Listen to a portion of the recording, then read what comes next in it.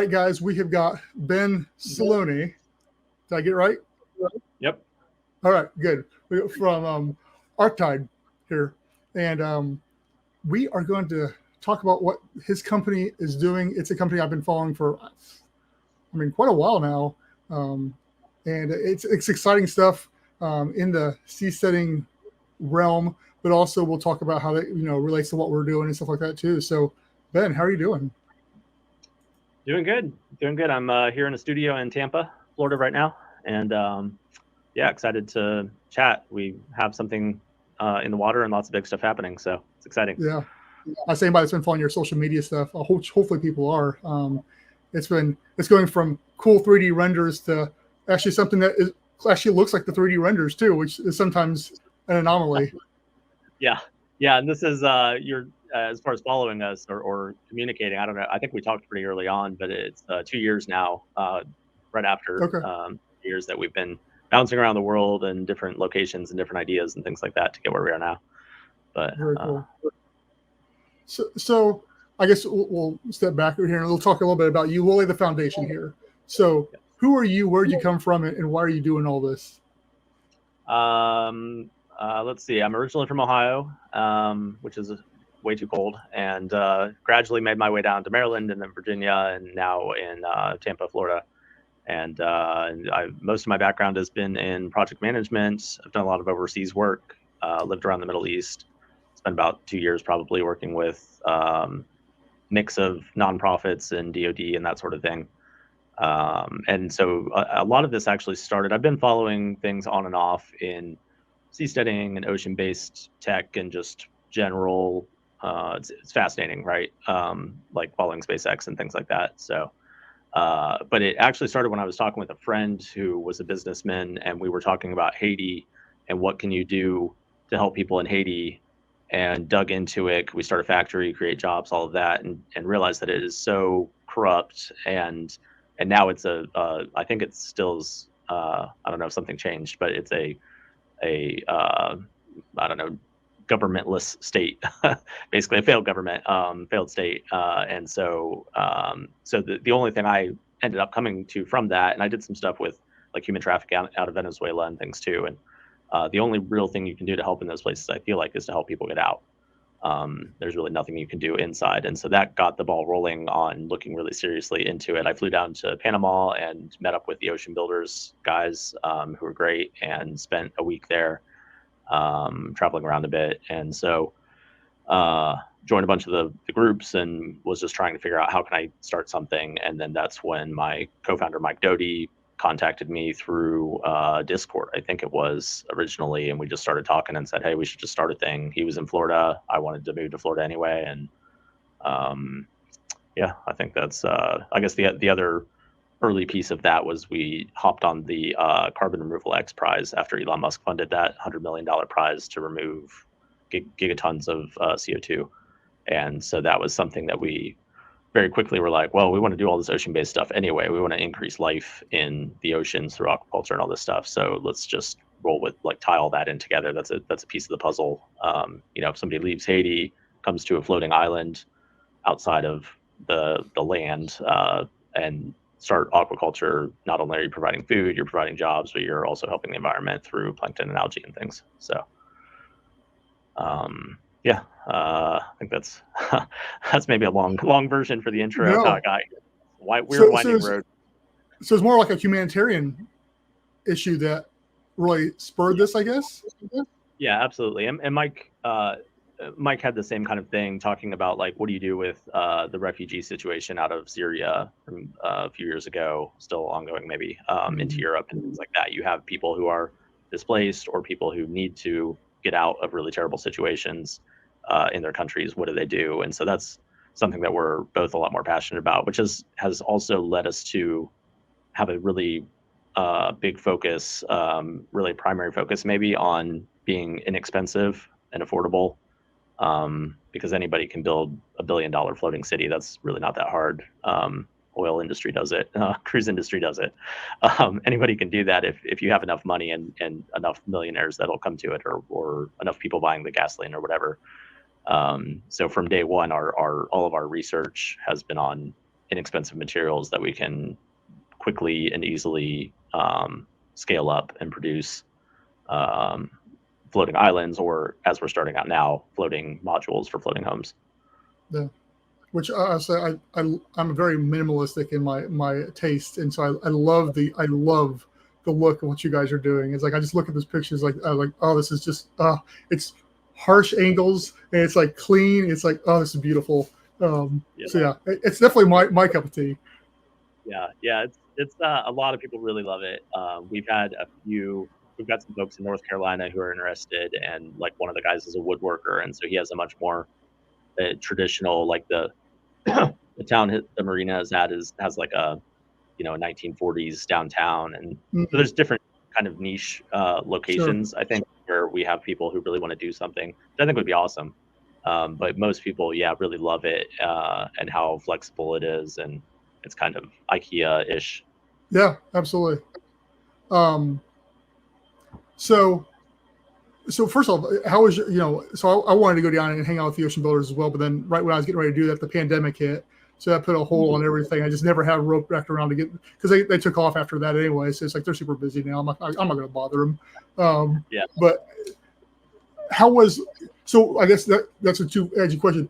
Why United States versus moving to like Panama or Honduras or something along those lines that might be a little bit more friendly to that versus sticking here in the United States? Yeah, I mean, we bounced all over the place. When I first talked to Mike, he was really interested in the Zeddy Free City stuff in Honduras that was happening. We were following stuff in El Salvador with Bitcoin and all of that, and looked at places around Singapore, which I think is an amazing market for floating anything, as they're really out of land. Huge potential there, but obviously they're incredibly expensive, but they're surrounded by lots of countries with lots of water and lots of people that lots of labor. I guess it's less expensive. So the most recently we were trying to do a thing in Puerto Rico, and everything just kept falling through. It became incredibly difficult, from anything from just starting an LLC to getting a lease on a piece of land, to just doing anything. And just to say, like Puerto Rico, I had some amazing contacts. I really love it down there. The university and the government actually. But when it came down to, I need a lease on a thing, and we have to go through lawyers back and forth, and we spent months and months and months trying to do that. So at the end of the day, I got invite through a friend of a friend, totally random thing. I met a guy at an airport in Puerto Rico who introduced me to another guy who introduced me to another guy. And so I ended up at this random meeting in Panama City, and that guy owns warehouses and knows lots of people, and introduced me to some really key people, including our first hire there, who knows everyone from like the mayor to the city manager to marina owners to boat manufacturers to like everybody under the sun. So within like 1 month, I think it was maybe a month and a half, we had a lease on a 28,000 square foot facility in Panama City, and we have it's so much easier access for the materials that we need. We know a guy that owns a concrete plant 45 minutes away from there, which we're doing a lot of geopolymer and concrete based materials, and so that was huge. Just everything fell into place really, really well. So and there's a lot of benefits to working in other countries. And we'll certainly branch out to that at some point. But for start, even though there's a cost bump, definitely, it's just so much easier to get stuff done than a place like Florida than anywhere else I've seen. So it's all about who you know. So I mean, it makes a big difference there too. Yeah, definitely. That's been huge. So I feel like we have a really good network there of people and supporters. And I actually, the first meeting I went there, for Puerto Rico, there isn't a lot of protected water, so we were going to build the larger structures off the west side of the island. And I was showing that. I was doing a little presentation at this meeting I came to, and as soon as I had I think I had one slide that was a small floating home for New Orleans, because we talked to some folks there. They wanted something that could go in the bayou or on land and rise up with the surge for the next hurricane. And as soon as I came to that, everyone was like, wait, stop. Like the big stuff is really cool. We had like floating hotels and all this cool stuff, right? But as soon as they sold out, they're like, whoa, wait, like Airbnb all day, every day. Like I could put that at my dock. I could put that at the marina. I could put that out by this park, by the barrier islands, by this island, yada, yada, yada. And so immediately we had this like huge number of people that were really interested in buying them and are like, how quickly can you build that for me? And then through some design, we were able to very quickly share a lot of those early renders back and forth with these customers. Who ranged from anywhere from like a realtor to a marina owner to a businessman to a developer, et cetera, and refine the idea down to like, what do you really want? Like what would really make the most sense for this market? And so the modular components give people that flexibility to sort of design what they want out of the Lego bricks that we build. Very cool. So you've already got a healthy potential client list growing as it is then. Yeah. We've got about we've been taking reservations without deposits. We're not asking for anything until we get a little bit more in the water and more verified. We want to be 100% on the price, especially. But right now we're at about 6 or 7 million in reservations and sales. Wow. So people are, and we have this sort of like pocket group of people that are like, as soon as I stand on one, I'll buy it. Like I just want to be able to stand on it first. Everybody wants to feel it. What's it feel like when there's a wave? How do I feel safe on this thing? Like, does it feel like a boat? Those sorts of questions. So, so I think we'll have a pretty good flood of people, that whole, really everywhere from Tampa, maybe even the whole East Coast, I guess, all the way over through Alabama and all the way around to Texas. Like there's so much protected water, which is a whole lot easier to deal with, bays and things like that. The difference for like a Cat 5 hurricane in a bay is you get about 5 or 6 foot max wave height. You go out of the bay and you get about 40 foot. If you go out, if we go out, I don't know, 10 miles, 20 miles out into the Gulf, the wave height difference is enormous. Sure.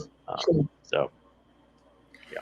So talking about design there, because you're talking about the people talking about how much it sways, stuff like that. Ocean Builders has a huge spar that goes underneath the water to help to level that off. How do you guys design around that?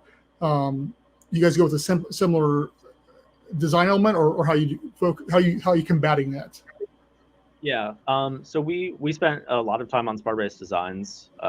We've had, I don't know, I think every design there is, we've run through some kind of simulation or another. And there's all kinds of cool, crazy stuff out there.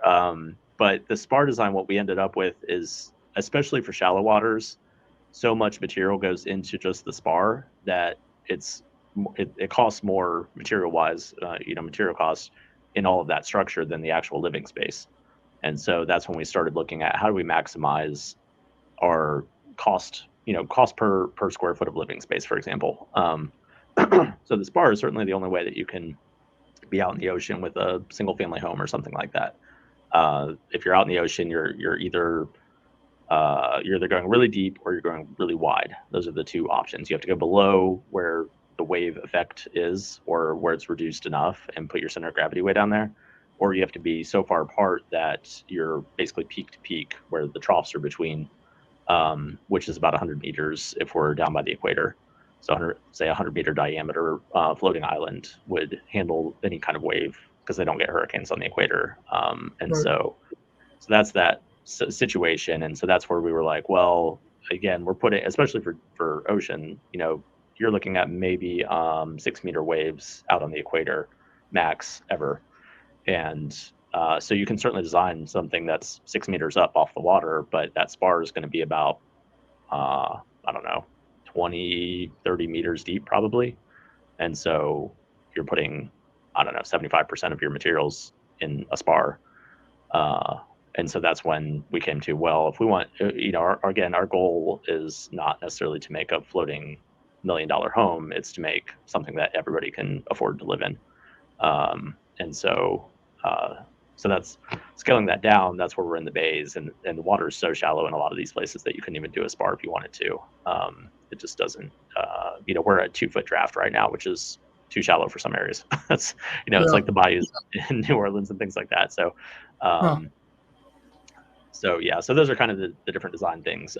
It definitely makes sense in some situations, but for the most part, as again we've run through dozens and dozens of simulations on these things, is if you add a lot of weight and you spread it out as wide as you can in each dimension, then you increase stability significantly. And so that's kind of what it comes down to. Obviously, there's hydrodynamics and aerodynamics and things like that to factor in. So, and we will probably have some modules that attach. Obviously, square isn't very ideal for those hydrodynamics and aerodynamics. That's the big downside to our design. Yeah. The upside is it maximizes the space for something that's road transportable.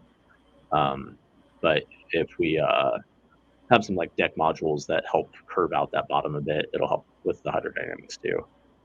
But right now we just have a 12 foot by 12 foot single module deck module floating in the water, and it's about 20,000 pounds, and it doesn't really move when waves hit it. Yeah. It just stays there. So I guess I didn't understand, and so from what you're telling me is that your initial focus, your immediate focus, is just like low coastal areas, bayous, coves, whatever like that. You're not focused on going too far out at this point in time. Now, eventually, I'm guessing you will, but right now it's all closer to land.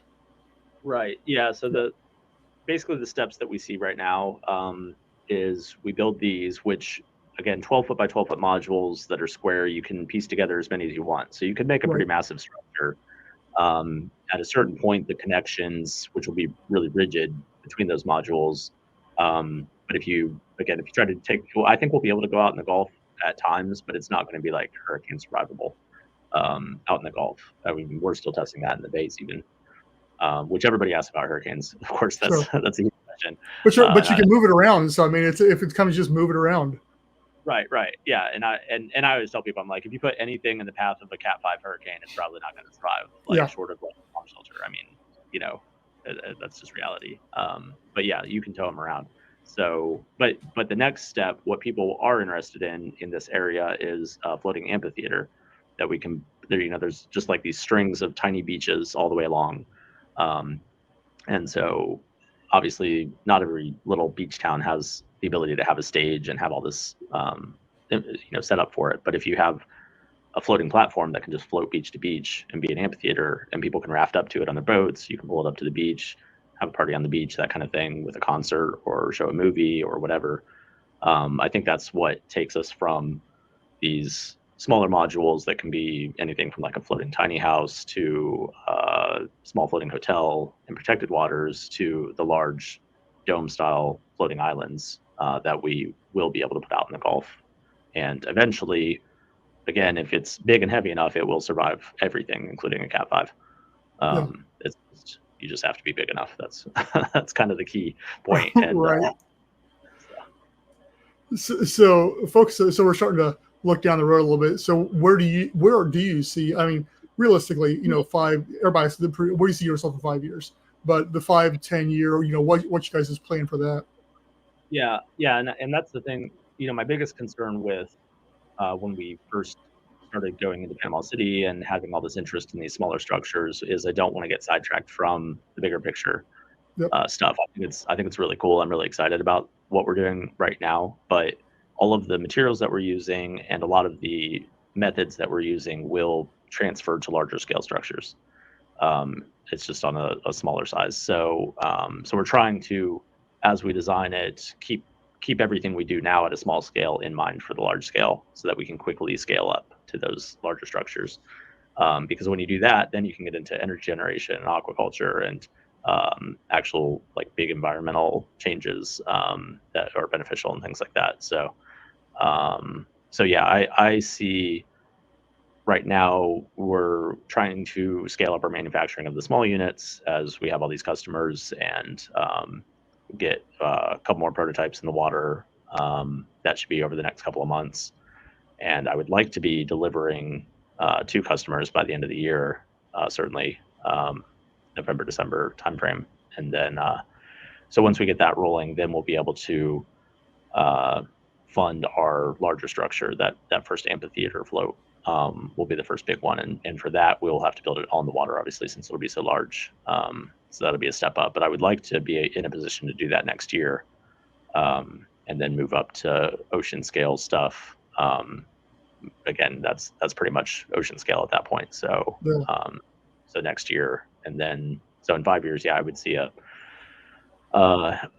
thriving business with the small modules that will be able to go in lakes and rivers and all over the country. We'll probably have a bunch of manufacturing plants around the country for those, as I envision it, and then we'll have basically island building fleets out in the oceans that will be constructing these large islands. And again, they can be, I always say, like, I have no problem selling a billionaire a private island. Like, that's what everybody says. Oh, what you're building for. No problem selling to that guy, as long as I can fund. And I don't even have a problem telling him, like, hey, I'm going to charge you an extra $10 million so I can fund, a cheaper island off the coast of Haiti. And so if you don't like that, then you don't buy it. I don't know. I don't have a problem with that at all. So I think the cruise industry and aquaculture industry and energy, those industries will be buyers, certainly, of our first islands.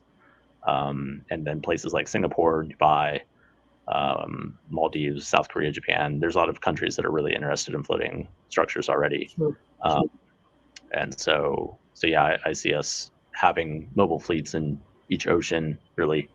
Because those islands will be transportable, but certainly not. You don't want to drag that thing around the island, around the world. So yeah, that's the plan. And then I guess I'll put it in the 10-year plan. But I'm really excited about SpaceX has they bought 2 floating oil platforms to turn into launch pads, and then they bailed the project I think beginning of this year because they weren't going to work out. But that's been their stated goal, and still is their stated goal, is because they want to have launches all over the world all the time. The only way you can do that realistically is if you're on floating platforms on the water. So I would really like to be building floating spaceports around the world for SpaceX and whoever else, which we can also do cool stuff like generate electricity from ocean, convert it to hydrogen, get methane, or take algae, get methane, and then have effectively free fuel for Starship also. So yeah, that's exciting. I'm really surprised that he bailed on that, because with all the political issues he's had trying to get stuff launched, I figured he's just going to ditch trying to do landing, go out the international ocean, and just keep on doing it. But I think that they were a little small for his needs too. But yeah, and I think usually when an oil company is done with these platforms, or mining company is done with these platforms, it's because the maintenance is so incredibly expensive that it's not worth keeping. And so I don't know. That's why, because people have talked about that. Oh, let's refurbish an oil platform and turn it into a floating city or something. And it's like, there's a lot of steel. There's a lot of stuff that, salt water is like straight acid to a lot of stuff. It's incredible how destructive it is to most things. So yeah, 100%. So, quick question, falling back here. So your 12 by 12 is going to be like the 1 mile, but you're planning on a bigger one. So like for the amphitheater, it's not going to be like a bunch of 12 by 12s tied together. It's going to be a different design element. Right. Okay. Yeah, that's where we go to these very large scale, which I'm sure you've seen, the big dome, floating communities, floating hotels, that kind of stuff. Yeah. So the amphitheater will basically take the exact same construction method and dimensions. Even it'll just be probably mostly one giant open space, more like an arena or something like that, or an outdoor. I mean, it's an outdoor amphitheater, so it'll be partly covered with a huge opening on the side. So again, that'll be the next stage up, where we're going to take the same materials that we're using now in the small ones, and we'll just have a slightly different method of constructing that, but we'll have to do it all in one giant piece out in the water. Sure. And then from that, stepping up from that to actual like floating communities, floating cities, floating aquaculture, whatever it is, that'll be a short jump, I guess, from the amphitheater to that. So again, it's handy because the amphitheater can be in protected water still. So if we learn something about how to increase the stability or something like that, then we'll be able to learn that in that environment, and then take what we learned from that out to the ocean for the following one. So very cool. That's exciting. Yeah, I'm excited about that. So what is probably you went into this with an idea. You said you tried, looked at different spars and stuff like that. What's been probably the hardest designing element of doing this for you? I think, or maybe the one that you didn't think was going to be as hard that ended up being harder than you thought it was going to be. Yeah, I mean, we spent a long time on materials. That was certainly a key. The main thing we got was like even moving to Tampa, talking to shipyards or trying to talk to shipyards, and shipyards don't really want to talk to anyone with less than $100 million or something. If you need to pull that thing in and refurbish it, it's like $100,000 a day or something. If you need to do anything with steel, you got to paint a little square on the underside of it or something. It's probably $100,000. So and that was one of the things we got from the X Prize too, was going back to that. A lot of these teams had and have really brilliant marine biologists and scientists and people like that who we will need to partner with, certainly. But nobody really has a good scalable way to do anything in the ocean, because everything from ships to buoys to whatever is incredibly expensive. And if you do anything coastal areas, it's really environmentally sensitive, so you can't really scale that. So we have to have something inexpensive and go on the ocean, which is really stone-based materials. That's the only thing that's going to survive. So that was the first step. And then after that, I think we spent a long time wanting, the problem, of course, with a giant structure out in the ocean is your upfront cost is still millions of dollars or tens of millions of dollars, even if you get the cost down a lot. And so that was the hurdle of going from, okay, we want to make something that anybody can buy, a single family home, for example, that can go out in the middle of the ocean. But again, with the materials and things like that, if it's like $500,000 to $1 million in that range, how many people are actually going to be able to afford that? Nobody wants to be the first person. That'd be pretty lonely. And so that kind of like, how do we make the first sale? How do we make it affordable enough? But also, how do we, I don't know. It's just, we just bounced around. We bounced around so much between the large structure, small structure. And that's where, like when I talked to folks in New Orleans first, that was really exciting because we could potentially make something that was really small and inexpensive and have a first buyer right off the bat. And then once we proved that at a small scale, it's a lot easier to say, hey, we're using a lot of the same stuff. We're the same company. We're building a big structure. Do you want to buy a room on this, reserve a room, on our 500 unit, 200 unit, whatever it is, floating island? At that point, it's easy. But when you first throw that out, and I think part of it too is again, I think a lot of people in the seasteading movement are well-intentioned, certainly. But there's just been so many great ideas that have never gotten off the ground. And so asking people, hey, can you put in $10,000 deposit on your room on a floating island? It's like, I did that 5 times already. Yep. So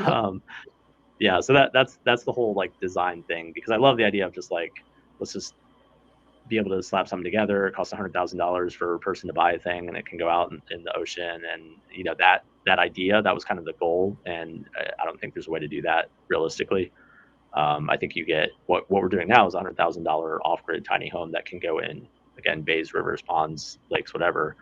I think we can do $100,000 per unit when we get to the large islands, but we need, again, at least a couple hundred people to buy a unit on that. If we just have 2 or something, it doesn't work. So, so that's, okay. I think that's been the design challenge. That was my next question. Is I knew you talked a little bit on social media and stuff like that about price. I didn't know how secure you were in your pricing at this point in time. But you're thinking $100,000 for a 12 by 12. Is that what you're talking? No. So yeah, the minimum tiny home, which we're calling the coquina, which is a little clam shell. If you've seen, it's like got the angel wings, like two halves of it. So yeah, and I'll throw a picture up over here so people can see it. They're watching the video and stuff like that too. Yeah, a lot of people, I didn't know what it was when I first heard it. So it's cool. And so a lot of people were interested in, again, this like Airbnb floating hotel room kind of thing. And so when we started showing people things, that's when we got not only those people, but also the whole tiny home movement, of course, is a big deal, and being off grid is a big deal. And so 4 of those 12 by 12 units together, 2 of them are outdoor units. So it's 144 square foot per 12 by 12, right? So 288 square feet on the lower deck part that's open, 288 square feet on the upper deck. So we'll have stairs go into an upper deck. The other side of the upper deck will have solar panels, so you won't be able to go on that. And then 288 square feet indoor. That'll be air conditioned, small bathroom, open like studio bedroom kind of thing, which is similar to like a hotel room, basically.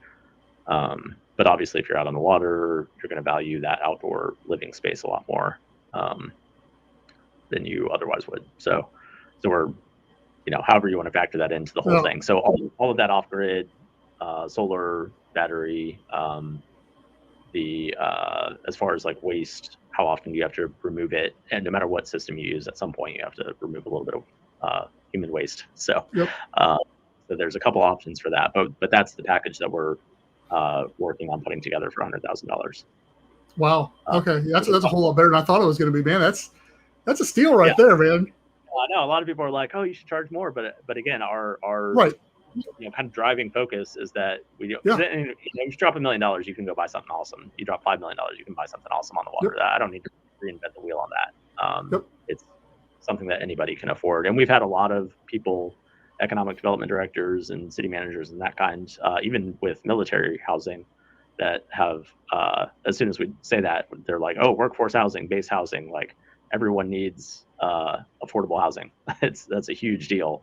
And it's not just like, I mean, they're like these beach towns around Panama City and really everywhere in Florida, because real estate prices have skyrocketed, right? Yeah. So you have your resort or whatever. The people who work at the resort or teach in the schools or are on the fire department or whatever, like they can't live in the beach town that they grew up in anymore, because it's all driven by tourists, and all the real estate prices have skyrocketed. So they all have to live 45 minutes away to be able to afford a place, which is, that's how an economy works. But I think people are really excited about the potential to live near these beach towns in an affordable way. And so I'm not really interested in trying to max out profits on it or something like that, if I can have an opportunity for anybody to live on one of these. So I was just talking to somebody yesterday, and we were talking about profitability of this, especially like underwater habitats like that. I said, I'm not necessarily, I've never been here to make money.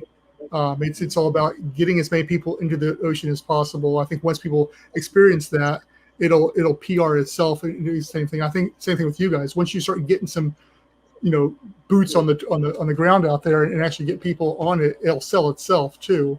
Because there's you got that breeze coming off the ocean, you got that view, you've got that peace and quiet. I mean, all those things are, especially in the hubbub and the busy life we're all in, it's attracting. And if you can do it at $100,000, it's been nice knowing you, because you're going to be blowing up here pretty soon. Yeah. I think we're going to have a lot of interest from that. I'm really interested. Again, a lot of the initial people have been on the Airbnb side, hotel side, that sort of thing, which I think is great, and it'll be a huge market. But I'm also interested to see how groups of people, which we've talked to a few, who are interested in having a small community that's living out in the water together and actually, doing things with aquaculture and vertical gardening, and you can do lots of cool stuff like that.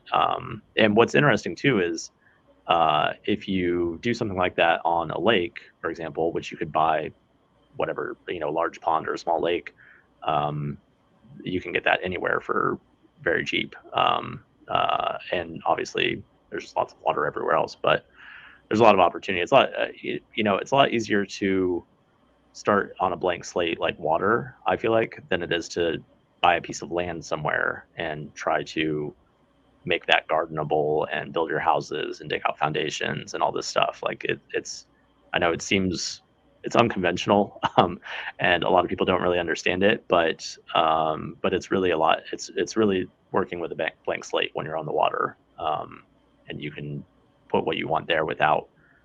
One of the other interesting things is, I like to compare it to, if you bought that piece of land, you're going to go in, you're going to cut down some trees, you're going to dig up the soil, you're going to put in your foundation, you're basically tear up everything. You drive away all the wildlife, everything like that. Typically, when you go into the water, you could go into water that has life in it or doesn't have life in it. It could be the dead zones out of the Mississippi where we pump all our agricultural waste, or out in the middle of the oceans that are just giant deserts. There's very little life out in the middle of the ocean. A lot of people don't realize that the biggest deserts on Earth are the middle of the oceans.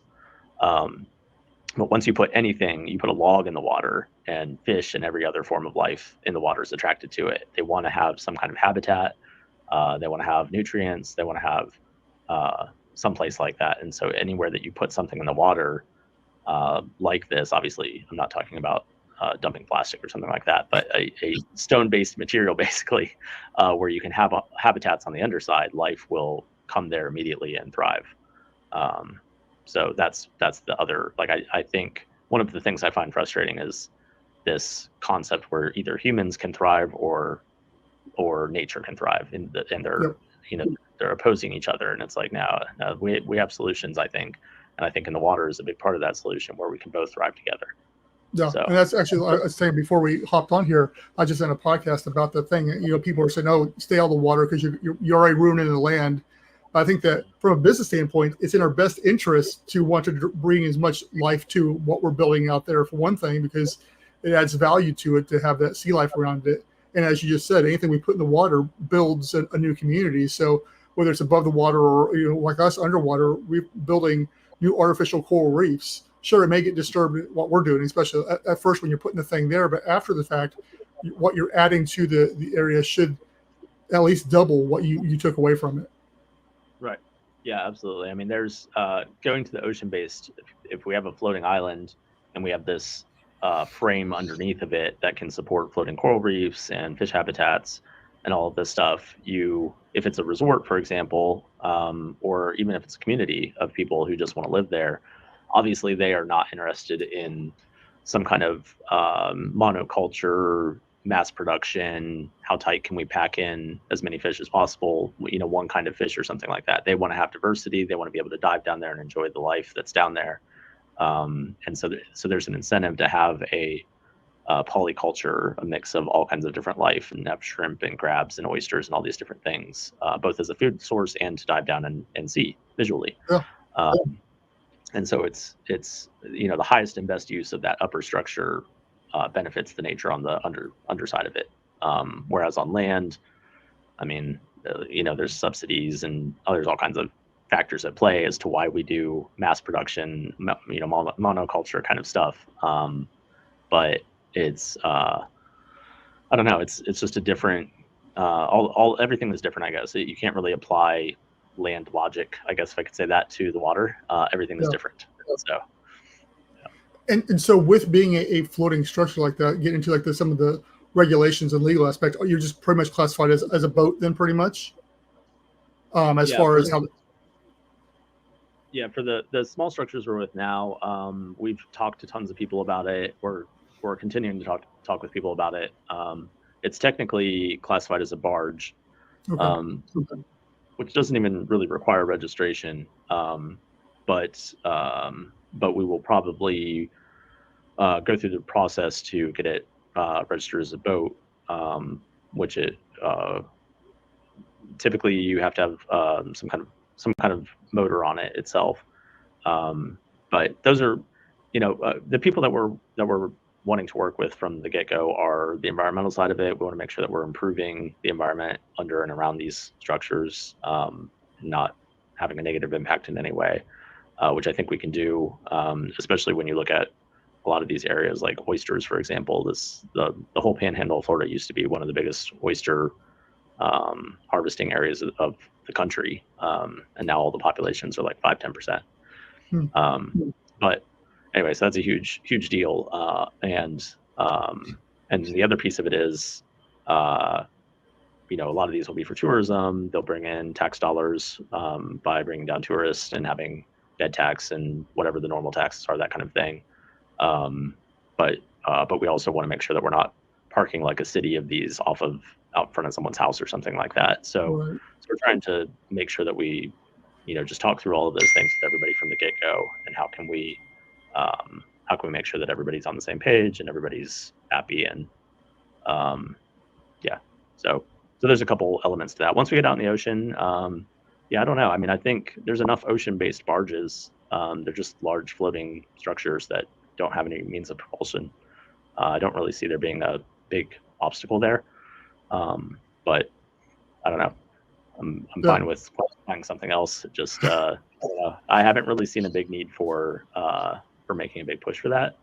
But again, we have a little bit of time until, I think for like the amphitheater, when we build that, a lot of that is so local, all these beaches along here, and we have tons of great contacts and people who really are excited about that I don't think would be a problem to just have it as a barge.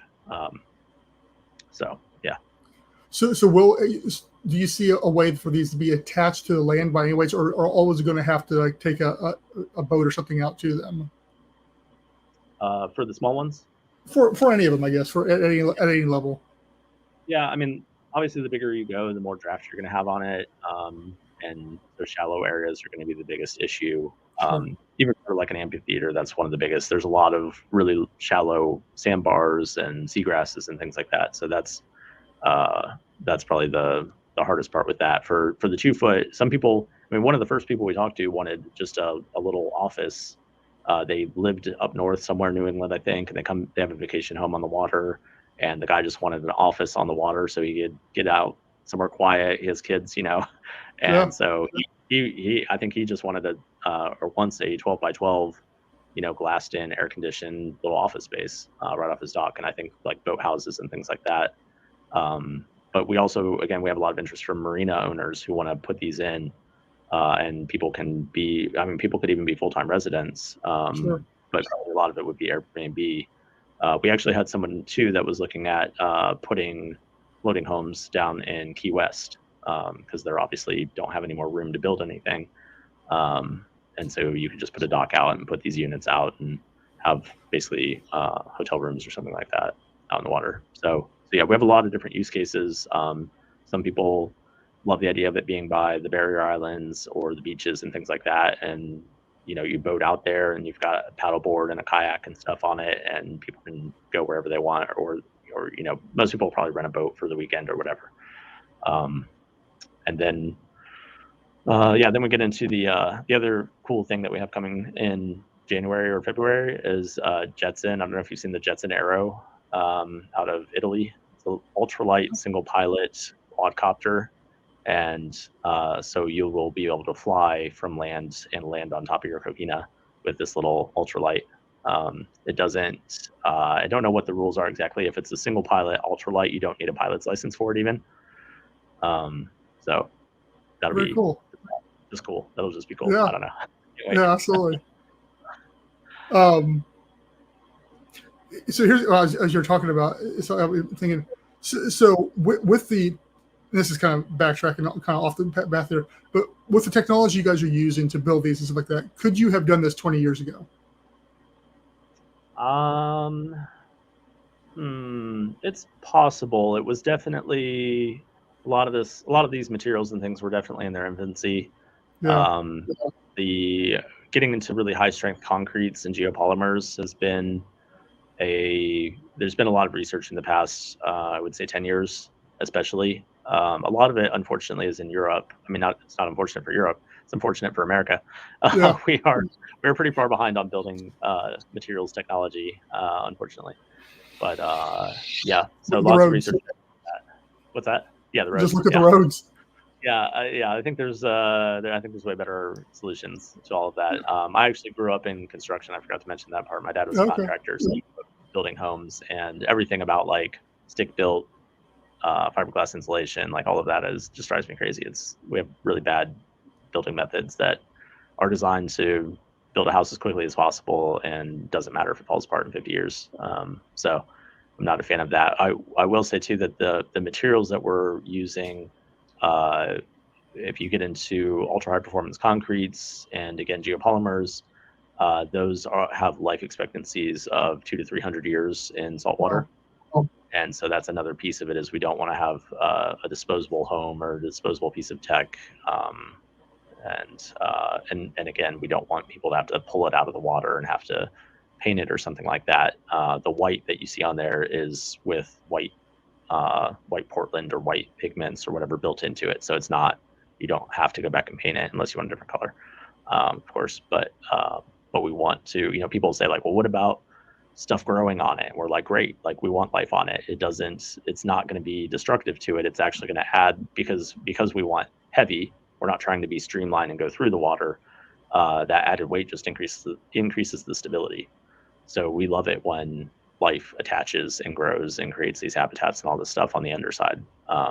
That's kind of our goal. So so very different. Even that was one, going back to the design challenge, that was a huge challenge actually I should have brought up early on, is talking with anyone in like naval architect kind of space where it's all steel or fiberglass, and the design, I don't know, the foundational kind of assumptions of what you want to do in the water is completely different for us. I guess it's more on the oil terminal side of things, but not many people do that. And that is, again, that's a very industrial focus. So yeah, so it just doesn't really apply anything from that space, it feels like. But we also don't work with like civil engineers is an entirely different space, but everything's compressed load down to ground and down to earth, and our situation is entirely different from that. So we don't really fit with any like engineering discipline exactly, which has been a hurdle, definitely. Yeah, I'm sure.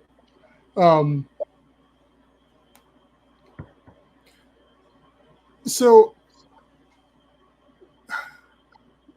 I guess here I'll skip. I got a bunch of notes I sent over you as well, but one of the ones.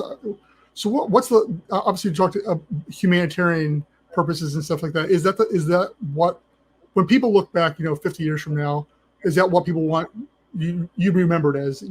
Ben alone, but as far as the company too, how do you want people to view? I guess even currently now, how do you want people to view you and Arktide? I mean, ultimately, the driving goal is to make the world a better place. I think that this is sort of a philosophy, I guess, for a lot of, well, really everything in the country, in the company, looking at just this idea that a lot of people have, or at least if you go on social media, it seems like everybody has this view that the world is getting worse and worse and everything's falling apart and all of that. But any metric you look at really over the past 100 years, especially at a global scale, if you look at poverty or education or infant mortality or starvation, or again, any serious level like that is just drastically better. I mean, it's 100 times better in a lot of cases. And so a lot of people don't realize that, don't really look at that, because in the current moment of things, especially when you're watching the media and it's bad, all that's the 100% the focus. It's hard to think about, oh, actually things are pretty awesome. I mean, air conditioning is pretty great. We didn't have that. I was looking up stats on that kind of stuff. Like, people, we can't even fathom. I mean, I don't even, I think, you've seen Gladiator, right? Probably. Yeah. The movie. Yeah. So like when the emperor's children are in the wagon in the beginning, son and daughter, and it's like freezing cold out and they just have some blankets and the wagon's doing all this and stuff, like that's inhumane today. Like you would call that like abusive or something, and those were the most powerful people on earth. Like in the moment, we just, I don't know why we have a hard time with that. So I view the world as getting better and better, will continue getting better, massively better, especially as we have AI and robotics. So one of the long-term things is that a lot of people don't realize also is if you're in the ocean, saltwater, seawater has basically every mineral from land washed into it and dissolved into it. So if you can filter those minerals out of seawater, which we can do with a lot of things, and right now, and you can, in theory, pull all the materials that you want out of the water underneath your home and ask your AI, hey, I want a new pair of sneakers. It helps you design them, and then it collects the minerals that you need, and then it 3D prints them out, and you have whatever you want from the water. Same for food. clean water, energy, all of that. So that kind of not just provide some housing or something like that, I guess, but in a very drastic, significant, like, what do we really want the world to look like 100 years from now? I mean, you can look at Star Trek for replicators and, cool tech like that. That seems outlandish, but it's really, a lot of that stuff is really not that far out. So I don't think we can really envision what the world will be like 100 years from now. I think it'll be drastically different. And I think the poorest in the world will be the most benefited by that. So I hope that I'm remembered as playing a part in that. Yeah. And, again, like building spaceports, like there's so much tie between it. A lot of it is, I don't know, like why do people want to go to Mars? Like, I don't know, it's cool. It's a new world. It's something to discover. We don't know hardly anything about our oceans.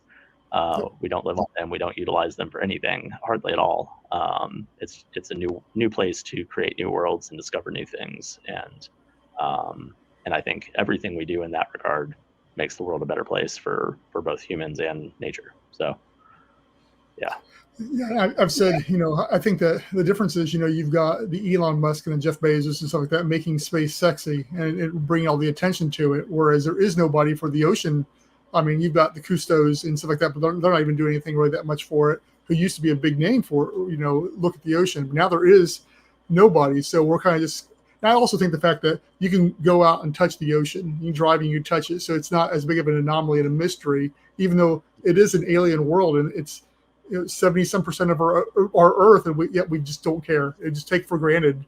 But yet, I mean, the possibilities are endless with what we can do with it, especially, it would take so long for us to even make a minor impact on that. Yeah, right. Yeah, I mean, by my estimates, we could take about 2% of our planet. That's about what humans live on now. We live on about 2% of the planet. We use a lot of land for agriculture and mining and that sort of thing. But people, 8 billion people? Yeah, we only use a couple percent of the planet.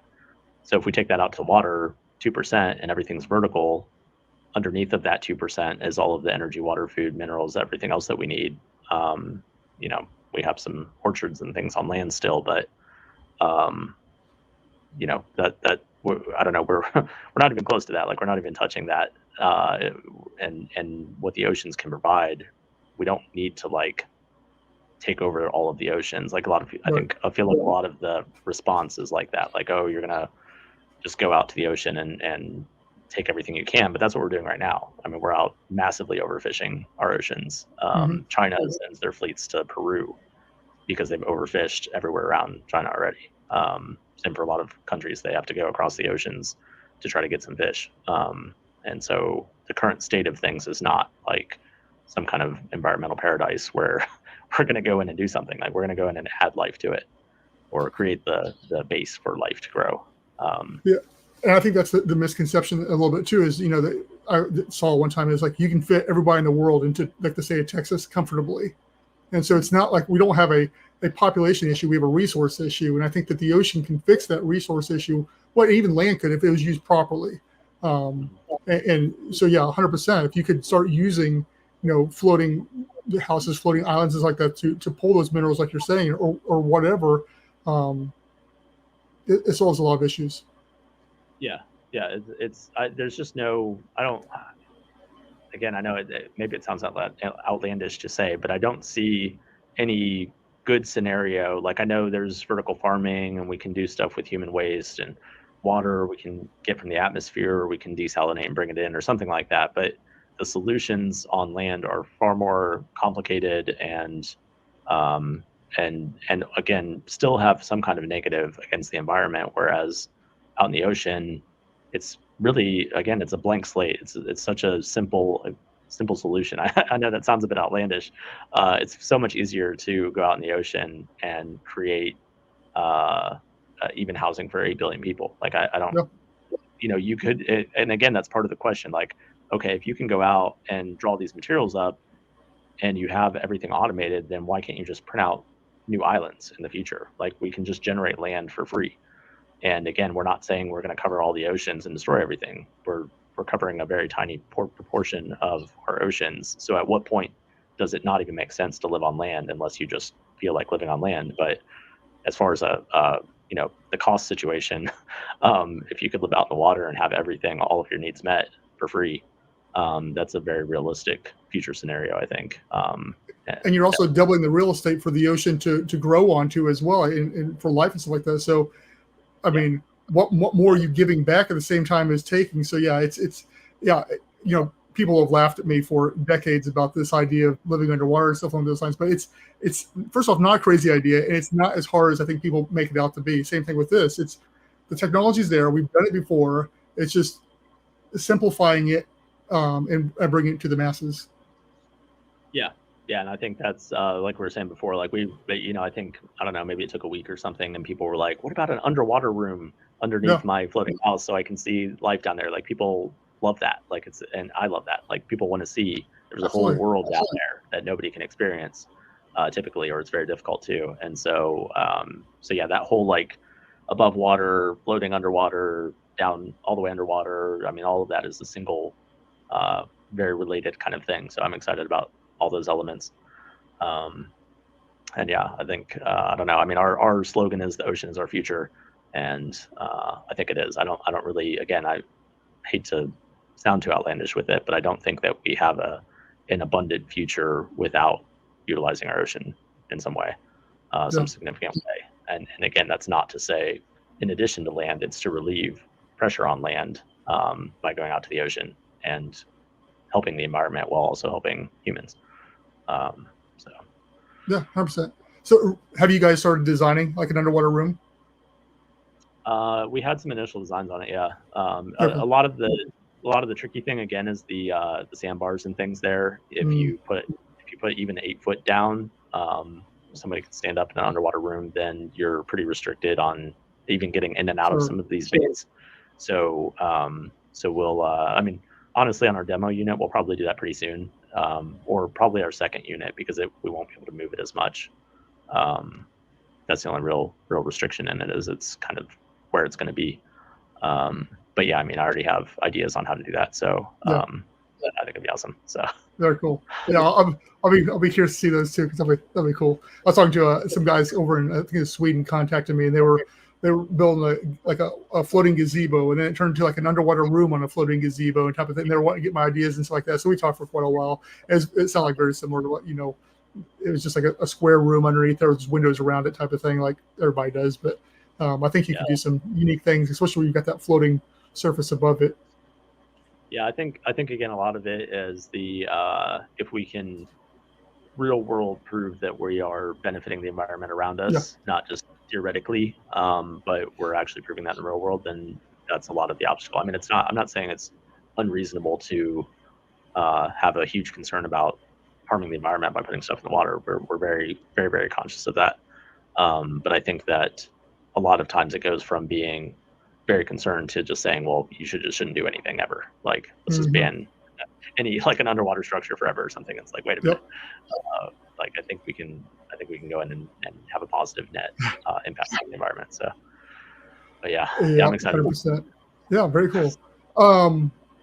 Was there anything else? So, obviously I have notes and stuff like I want to talk about. I'm curious about. Was there anything that you think that people don't ask you, or you think is exciting and stuff like that that you want people to know about, or whatever?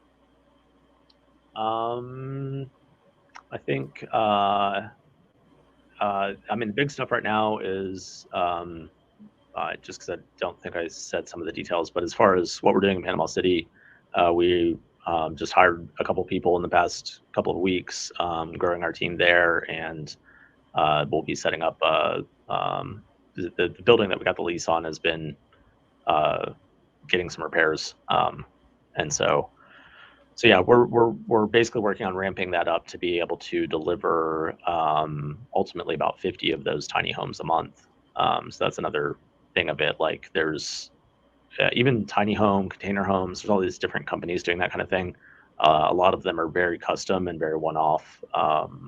And so we're, again, with the cost being a huge factor, we're looking into how do we scale up the production so that we can benefit from the cost reductions from doing that. And so we'll be going from prototype phase to pretty significant manufacturing very quickly, and because that's how we hit that $100,000 price point. And so so we're looking at being able to deliver a lot of these very soon. Again, once we deliver the first one going into next year, we want to ramp that up, and we're talking with someone about another manufacturing facility. So that's probably going to happen next year, I would say, if we do that. So those are the big parts there. Just keep an eye out on social media. We are taking reservations. I can share a link with you on that. Again, not asking for any money until we get the full thing in, and then people can put in a deposit if they want to be, first in line and that sort of thing. But we want to make sure that we go through all the proper phases of testing and answer all the questions and allow people to actually get on it and see it, the full thing, before we ask for a penny from anybody. Yeah. And then I think the other thing that we didn't really talk about, I mean, I talked about energy a little bit, but if I can explain a little bit about OTEC, because a lot of people don't know about it, and I think it's the most amazing ever, and you know all about it. But it's just such a key part of a lot of the ocean-based tech. So if you go down about 1,000 meters, you draw up cold water, and the surface temperature in the Caribbean and equator is about 40 degrees warmer. So that temperature difference, you can generate electricity 24/7. You don't need batteries or energy storage. It's just always there. And so you can think of the ocean as a giant thermal battery, and stores more energy than we could ever, I don't know, I don't want to say we could ever use, but certainly far, far more than we use now. The other thing about that is when you go down 1,000 meters, that water is very mineral rich. And so that not only benefits if we extract minerals, but also for sea life. They've done a lot of studies on this. Upwelling is the term for that when you bring up deep water. So it mimics when glaciers crash into the ocean, and it stirs up, it aerates the water, and it stirs up those deep sea minerals. And so that's why there's a lot of life up north and in these really cold areas, because it's really mineral rich. And that's why in the middle of the oceans, a lot of times they're deserts, because not only is there no habitat, there's no physical place for a fish to hide or something, but it also doesn't get stirred around with those minerals and things. So that is like this key component, because we can generate a massive amount of electricity. It's really easy to desalinate water at that point. We can extract minerals from it, and it's really good for again, life, creating sea life, or allowing sea life to thrive. And so it checks off so many boxes. We can also generate hydrogen easily at that point, which again, there's the idea of the entire shipping industry, navies, all of that, switching to hydrogen and refueling at sea. They're a huge polluter. And then also, again, rockets, that's our future, switching things over to hydrogen and methane. So that's like a core piece of the technology, I feel like, for both above water and underwater, that we can utilize. And it's, I don't know, I would say it's like taking any other power generation method, like coal or even nuclear or something like that, and your waste product is fish food and clean water. like there's nothing else there. And so that's another piece to why I feel like in the future, going out to sea and having OTEC powered and OTEC cooling and water and all of these things, that it's just going to be really tough to compete with that on land. It's exciting. Yeah, no, I've been wanting to do a video just on OTEC, just because of how, nobody knows about it. And it's like, I think it's, everybody looks at solar or wind and stuff like that. I'm like, we got OTEC, man. It takes care of all these issues, and it's 24/7, and it's just like, I don't know. And I will say on that too, they've had OTEC plants. The one in Japan is, I think they rebuilt it, but the first one was in the 70s, I think. They have one in Hawaii now, 105 kilowatt OTEC plant in Hawaii. And we've talked to the engineering company that built that, and they basically said that the pipe's the most expensive part. It's also the hardest to run along the seabed to get down to 1,000 meters from land. And they said that they probably wouldn't do that again. What we need to do is have an inexpensive platform floating that can have 1,000-meter pipe go straight down, and then you just have your power plant on the platform, and then you cable power back to land. So all of these like Pacific Island nations and things like that, a lot of those run off of diesel or something that has to be imported in. It's incredibly expensive. Even Hawaii has incredibly expensive electricity. If we can solve that piece of it, then all of a sudden, all of these island nations and coastal cities that are deep enough. I mean, honestly, Tampa is a terrible place for it because it doesn't get deep until you go out hundreds of miles. But even Miami, for example, it gets deep enough within, I think it's like 12 miles or something. So potentially all of these coastal areas and island nations could be powered off of OTEC. And for the rest, you can generate hydrogen. So it's a pretty key component to that. And I think, and again, that might be one of our first markets because I think there's a lot of funding kind of already there if there's a good and cost-effective enough solution for it. Very cool. Yeah, yeah. I think unless there's anything else you want to go over, I think we'll pretty much wrap her about there. How can people find you guys? Yeah, arktide.org is our site, and I think we have plenty of links on there. We're actually redesigning it so that it's easier to get to the Coquina stuff because we've been focused on the big stuff before that. Yeah, it's kind of hard to find it last time I was on your site. I had to click a bunch of different places to get to it. Yeah, you can do arktide.org/Coquina, which is COQUINA, and you'll get right to that. But yeah, again, we're doing a redesign on that. And you can reach out to me, Ben Silone at arktide.org. Probably include some links, I guess, right? Yeah, I would love to talk with anyone that's interested in any of this kind of stuff. We are looking to hire more people in the Panama City area.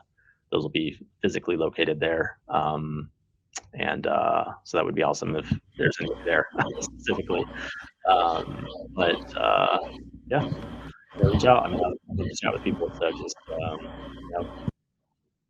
All right. Well, Ben, thank you very much. I think I could talk about another half hour with you on this type of stuff. It's fascinating. I definitely want to try to get down there and check out what you guys are doing. If not, I'm sure we'll meet up at some point in time somewhere else. Yeah, I maybe have to follow up with you again once you start guys getting into full production and talk on site or something. Our next one should be both of us in person on our floating tiny house once we get it together. 100%. I love it. And after that, we'll be on the floating island together. Yeah. So awesome. I'm definitely down. All right. Awesome. All right, Ben. Well, I'll let you get going. Thank you again for coming on here. I'll get links to everything for what you guys are working for. We'll throw some images up and we'll let people know what you're doing. Awesome. Appreciate it, man. All right.